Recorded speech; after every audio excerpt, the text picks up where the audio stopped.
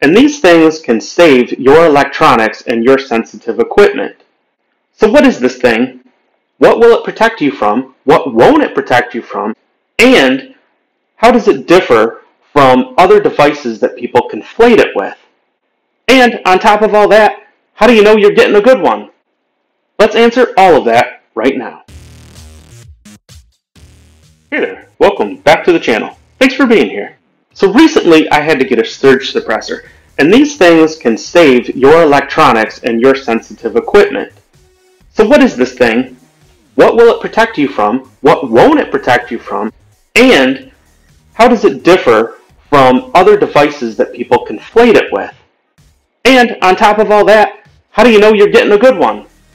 Let's answer all of that right now. This is a surge suppressor, and its job, what it protects you from, is anything you plug into it, it's going to protect that device, your computer, your TV, whatever, from spikes in voltages. So sometimes you plug something into a receptacle in the wall and your washing machine kicks on, or your furnace kicks on, or any number of things, and your voltage can spike, and that can damage certain electronics. So for instance, you notice that this lamp is set pretty low, and when the compressor on this AC unit kicks on, you'll notice that the lamp will dim momentarily because the voltage is going to drop, but then it can spike too, and that's what can damage your equipment. So let's see if we can replicate this. Let me turn the temperature down here. Did you see that? Turn the temperature down here. Did you see that? Alright, so hopefully you were able to see that. As soon as I hit the button and the compressor kicked on, the lamp dimmed momentarily. So what devices do people conflate these with? Well, first of all, people will call these a power strip, and they do act as a power strip. However, you should know that you could buy power strips that have no protection in them. All they do is give you multiple spots to plug things in, but there's no surge suppression. Another one that people will sometimes confuse these with is power conditioners. This does not clean up so-called dirty energy in your, or dirty electricity in your lines. This isn't going to make your high-end stereo equipment sound any better. All this is doing is protecting it from spikes in voltages. Also, another device that people will sometimes confuse this with is an uninterruptible power supply. That will have a battery inside of it. And so what it will do is even if your power goes out or it gets unplugged, it's still going to provide some power for a few minutes to whatever devices that you're trying to power. If you have your computer plugged into it, it's going to give you a few extra minutes to get things saved or whatever on your computer before the battery is depleted.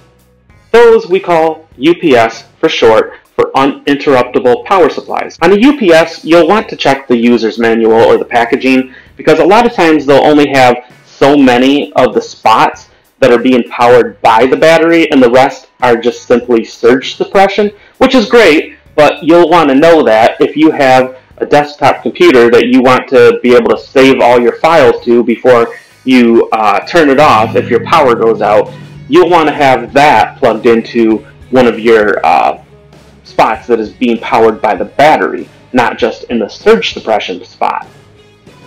So how do you get yourself a good one? How do you know that the surge suppressor that you are buying is actually going to be a decent one?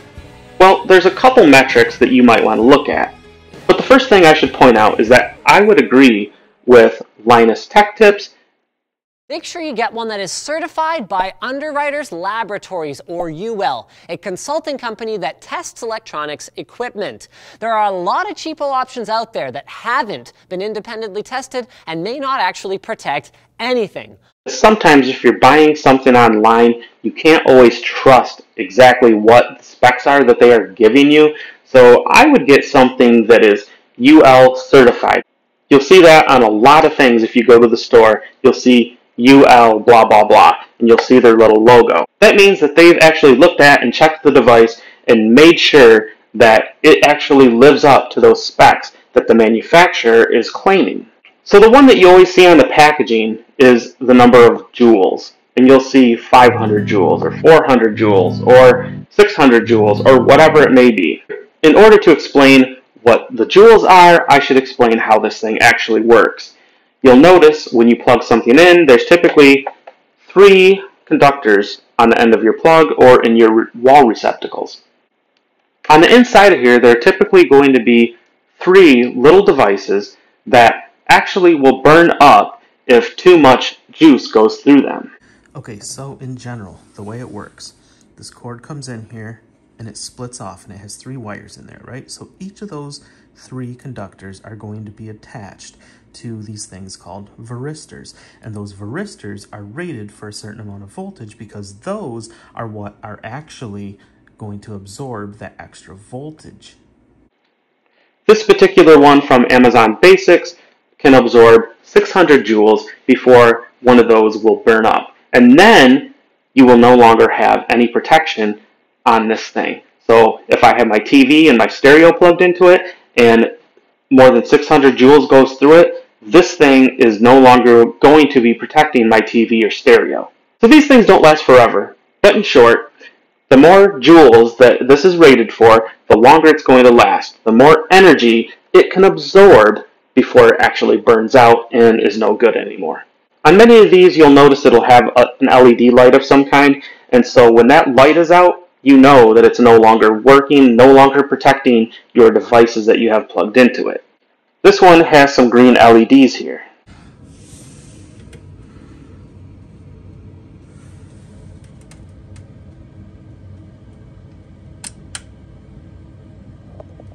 Look at that, green.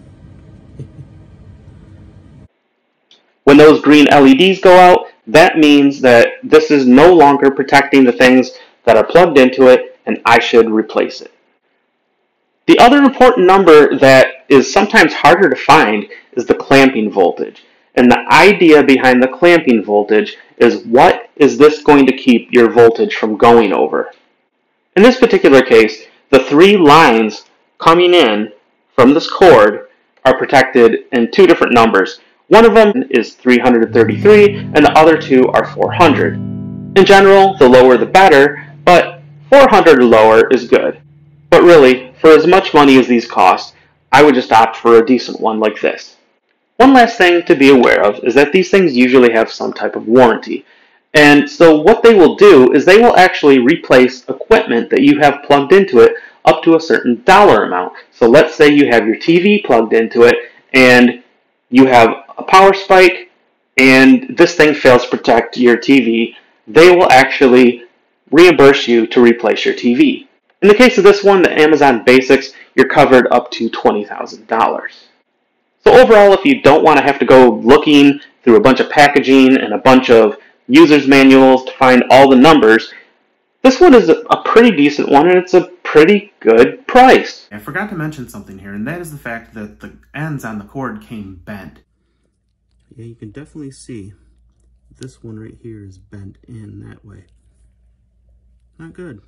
I ordered 2 of them and only 1 came like that, so hopefully any that you order will be fine, but I just thought that I should pass along that information. I'll put a link in the description in case you're interested. I hope this was useful and interesting, and if you have any questions or comments, please drop them in the comments. I'd love to talk to you down there. Thank you so much for watching the video, and I'll see you next time. Oh yeah, I almost forgot. Please subscribe.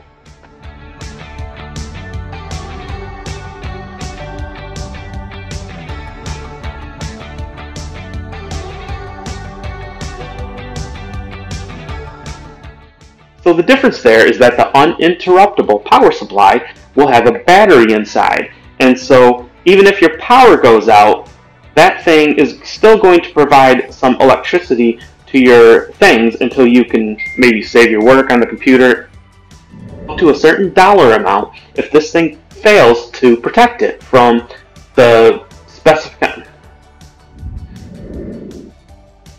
Also, another device that people may sometimes confuse this with is an another device that people will sometimes confuse this with is an uninterruptible power supply. And the difference there is that I can't speak apparently. Alright, let's try this again. I know I can get it out.